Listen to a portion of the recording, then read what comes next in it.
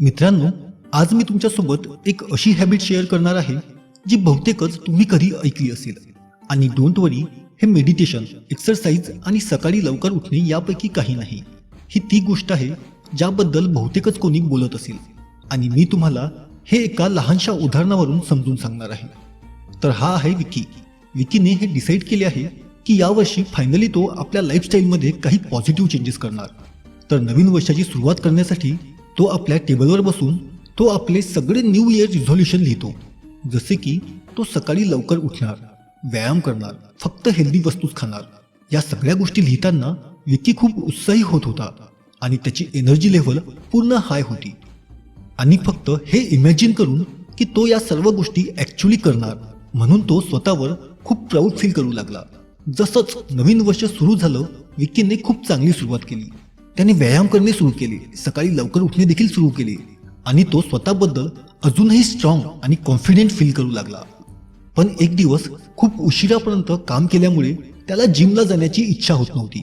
विकीने मनातल्या मनात विचार केला की टायर्ड फील करत असल्यावर वर्कआउट नाही केले पाहिजे.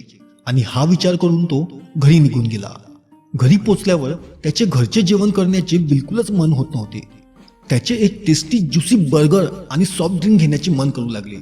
आणि मग पुन्हा विकीने विचार केला की यार, मी मागील काही दिवसापासून खूप काम करत आहे आणि सगळ्याच चांगल्या सवयी पण फॉलो करत आहे. आय थिंक मला एका दिवसाचा ब्रेक तर मिळायलाच पाहिजे. आणि विकीने जसा विचार केला नेमके तसेच केले. पण पुढील काही दिवसातच त्याच्या सर्व चांगल्या सवयी बिघडू लागल्या. तो उशिरापर्यंत झोपू लागला, जिमसाठी इनरेग्युलर होऊ लागला आणि पाहता पाहता त्याच्या सर्व चांगल्या सवयी सुटून गेल्या. आणि अल्टिमेटली तो तिथेच पोहोचला जिथून त्याने सुरुवात केली होती. मला वाटतं तुम्ही पण विकीसारखंच सेम गोष्टी एक्सपिरियन्स केल्या असतील. पण प्रश्न हा आहे की का तो आपल्या चांगल्या सवयींवर टिकून नाही राहू शकला. त्याचं मेन कारण आहे की विकी आणि त्याच्यासारखेच कितीतरी लोक आपल्या चांगल्या आणि पॉझिटिव्ह हॅबिट्सवर टिकून नाही राहत. ते म्हणजे त्यांच्याजवळ एक सगळ्यात चांगली सवय नसते. आणि ती काय आहे तर ती आहे कमिटमेंट. कमिटमेंटचा अर्थ हा आहे an engagement or obligation that restrict freedom of action.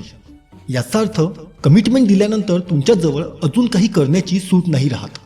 तर आता तुम्ही विचार करत असाल की मी ही कमिटमेंटसारखी हॅबिट स्वतःमध्ये कसं डेव्हलप करू. खरं सांगायचं झालं तर याचं काही सोपं उत्तर नाही. हे पूर्णपणे तुमच्यावर निर्भर करतं की तुम्ही ज्या पण गोष्टीसाठी कमिटमेंट केली आहे ती तुमच्यासाठी किती महत्त्वाची आहे. उदाहरणासाठी समजून घ्या, तुम्ही महिन्यातून 2दा व्यायाम करत असाल. पण आता तुम्हाला वाटत असेल की तुम्ही महिन्यातून अजून काही दिवस व्यायाम करावा. कितीतरी लोक अशा सिच्युएशनमध्ये हे म्हणतील की मी आता हप्त्यातून 3 दिवस व्यायाम करत जाईल. भलेही हे जास्त वाटत नसेल, पण हे आधीच्या तुलनेत 600% जास्त आहे. आणि हा ड्रास्टिक चेंज तुमच्यासाठी कन्सिस्टंट राहणे अजून जास्त कठीण करून टाकतं. म्हणून मी तुम्हाला हे रिकमेंड करेल की तुम्ही हप्त्यातून 3 दिवस व्यायाम करण्यापेक्षा तुम्ही पुढील 3 महिन्यासाठी हप्त्यातून एकच दिवस व्यायाम करा.